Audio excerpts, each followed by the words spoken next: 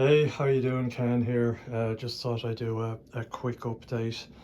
Um, so good news and bad news. The fish. So I was saying to you the last time, a couple of weeks ago, or probably 3 weeks ago now, I found trichodinia.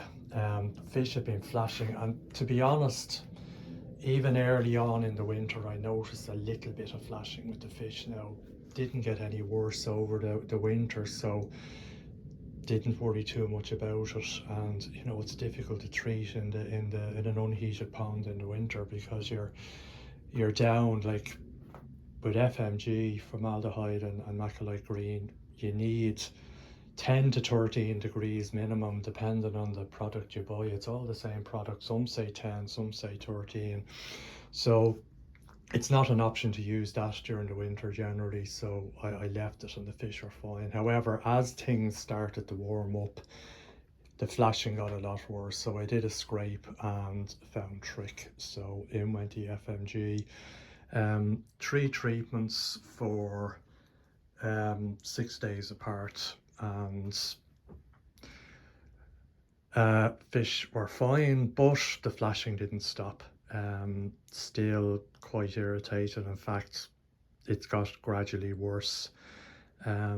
So oh, anyway, as I mentioned last week, I on 2 separate occasions took out 4 different fish and scraped them and could find absolutely nothing. Now they were smaller fish, nothing, everything looked fine. And I noticed, I'll just go out here, so the water quality isn't great. I know every koi YouTuber says that. Excuse my water quality, but I'll explain why it's not great in a minute. Oh, there's my Jin Matsuba. He is up. He was sulking at the back.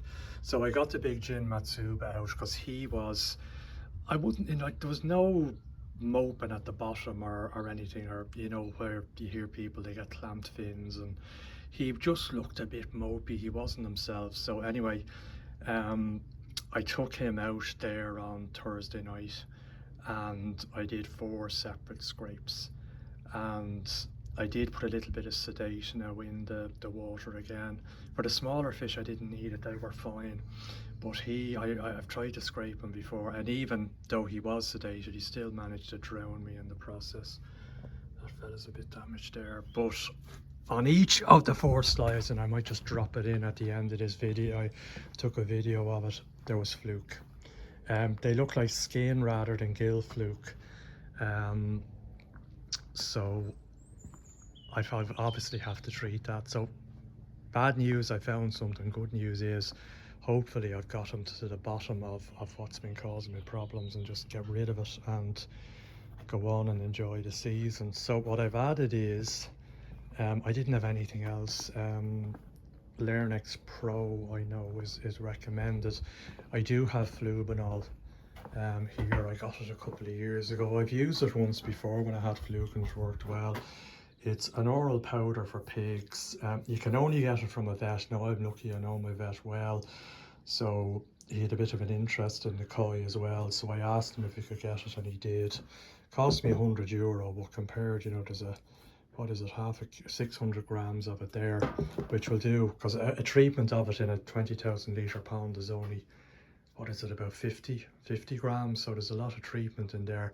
However, I've heard a couple of people say that Flubenol is not that effective anymore, and a few of the guys here in Ireland went looking for it last year and were told it's now discontinued, and that may be why it's discontinued. The way it can be used for 20 plus years or probably more, and over time fluke just become resistant. And the Learnex Pro I looked up has Flubenol in it with a couple of other dewormers, so it is supposed to be very effective. So what I did was stuck in, you have to excuse the mess, you can imagine what it's been like here the last few weeks trying to get to the bottom of this problem. But I stuck in the Flubenol and hopefully the fish definitely improving. And today the the big fish that I scraped, the Jin Matsuba, was very mopey the last couple of days, but he's coming around and he's up the front of the pond again. He could be up the back now after getting netted. He just doesn't want to get netted again. But he was, you can by looking at them, and you get a bit of experience, they're generally relaxed. When they start to get a bit jittery and flicky and, not even flashing as such, but they just look irritated, there's something wrong. Anyway, the Flubenol went in, but what I did do at the same time was I ordered Learnex Pro. Now I will get that today, but I will wait another few days, see if the Flubenol does the job. It will probably definitely knock them back. I'd say what it might not do, if it isn't successful, is kill them. Now generally with Flubenol, they say one treatment of it is enough, a second treatment for a bad infestation. Now I think the Jin Matsuba, when you do 4 scrapes and find fluke on the 4 of them, is pretty bad. The other fish, as I say, I didn't find anything on them. Maybe I was just unlucky that I didn't. They are irritated, but didn't find anything. So the Flubenol, I think it's 11.8 grams or something per 1,000 litres, and then you mix it with acetone. Now you can buy pure acetone, but nail polish remover, this is from Lidl, I think, this one, it's pure acetone, so 10 milligrams of that per 1,000 gallons as well. So mix it all up and just pour it in. So what I did as well was I bypassed the drum. So my drum, I don't know if you can see down there, there are holes. You can see the one there. Yeah, and these things, they're just essentially lids off containers basically, but they go into those holes normally, but they allow you to bypass the drum. And there's probably 2 reasons for doing that. The main reason for me is, and I was talking to a couple of people when I did the FMG and still had problems. They said, oh, did you bypass your drum? And I said no. And you see, the problem is with the drum, that's my wash pump there. You can't see it. It's in the biochamber. So it uses pond water to flush the drum through the nozzles here into the gully and out. And then I have a trickle in, which is turned off at the moment, that goes in there, which just tops it up. You would be surprised how much water, particularly as you get into the warmer months and you start feeding, gets flushed out of a drum. Like I at the minute during the winter, I have my trickle in at 0.2 litres a minute, which is a litre every 5 minutes.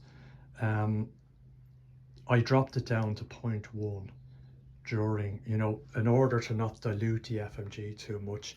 When I came down the next morning, the level of the water had dropped a couple of inches and was down below. Now the pumps were still running, it was okay, but it was down below the level of the skimmer. Not a big deal, but it does show you that, drums, particularly when, if you're taking a pump from the mains, you shouldn't have that problem because you're not taking water from the pond. But most of them use water from the pond to flush the drum or to wash the drum.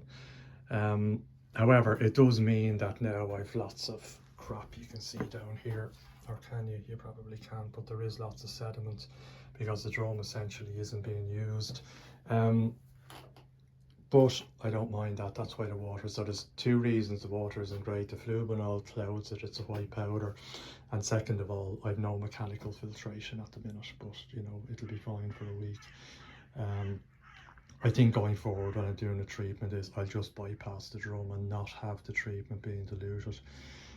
Other than that, what else is going on? My media, you can see, I noticed, particularly after the FMG, or not the FMG, I also did, between the FMG and the Flubenol, I did a mildly successful PP treatment, but my media is gone a nice brown. Now people will argue, well, that doesn't mean anything, but it does sort of mean, I think, that there is a biofilm building up on it. Whereas the previous media I had, I don't think that really matured for me. It never went that colour, and it was in the filter for 3 years.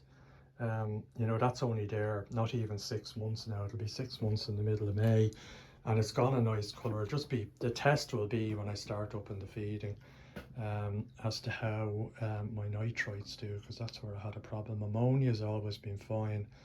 Nitrite is where I've had a problem when I up the feeding. Even with the addition of the trickle tower,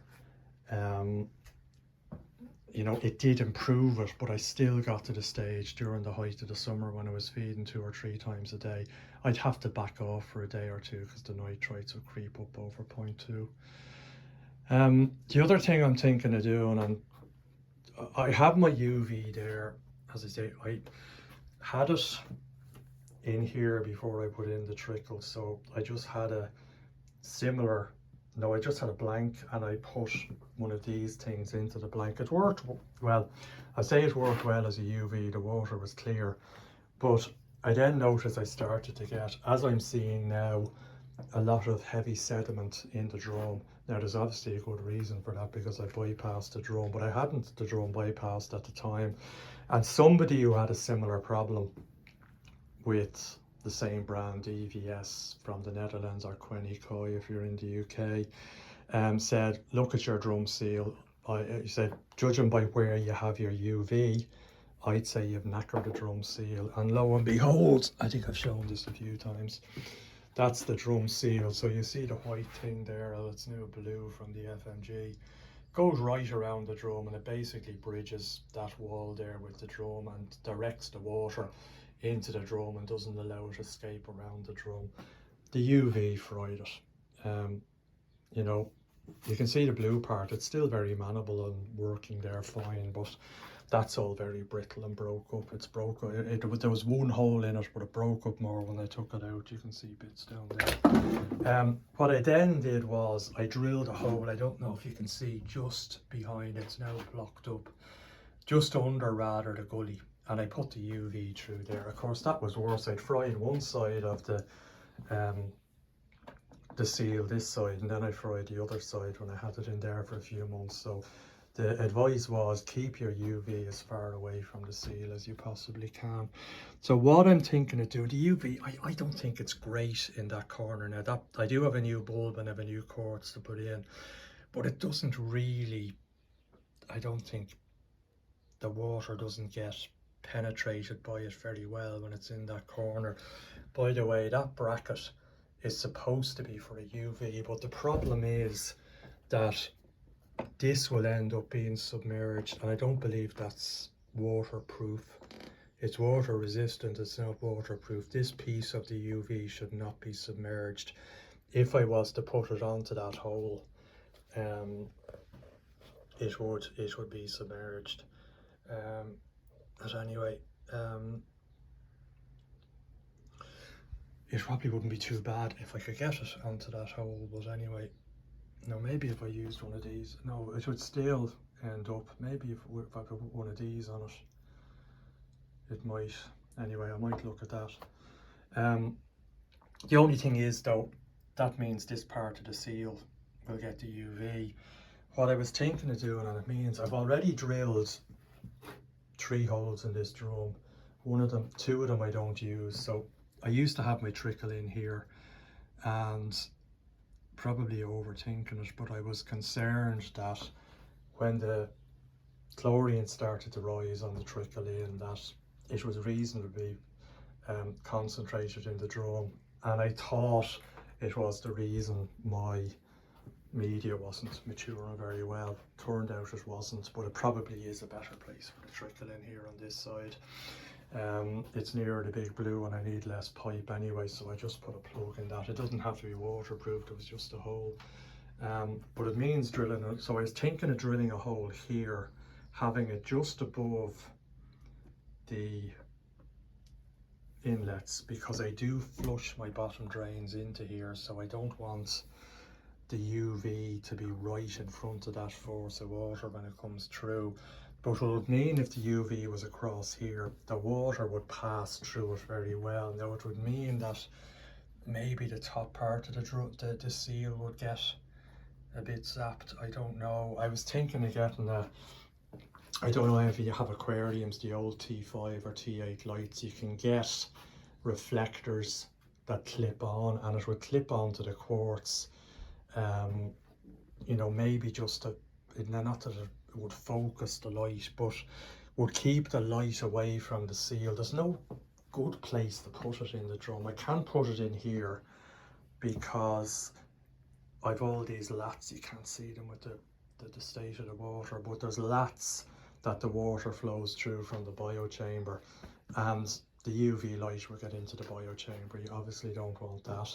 Don't want it anywhere near the seal. You could, you know, even here you can see lats down there where it's potentially shining into the biochamber. So either I put it somewhere else completely, or I have it in the dirty side here. So I'm thinking about it. So I bought a new one of these, and I'm going to think about it. Now I might try it. Maybe that hole there is about, maybe if I put this in there, it might raise that up high enough. I don't know.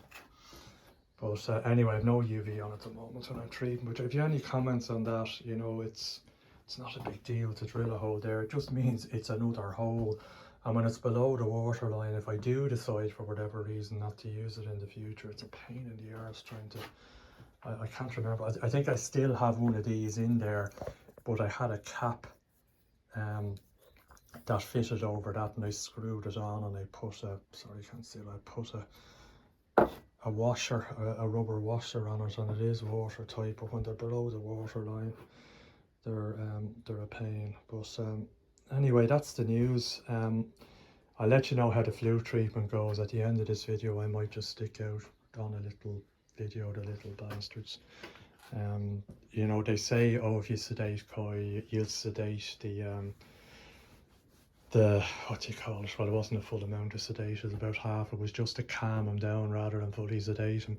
It says you sedate the parasites and the fluke, but these guys, you'll see, weren't sedated at all. They were moving nicely. But that's it. Any thoughts, let me know. But it's not a great start to the season, but it would be nice just to get this over.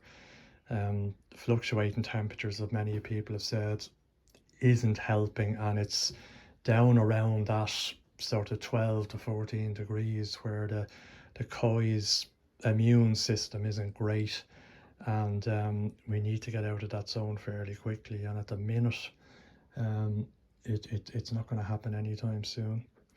Okay, leave it there. Thanks a lot. Talk to you again. Cheers.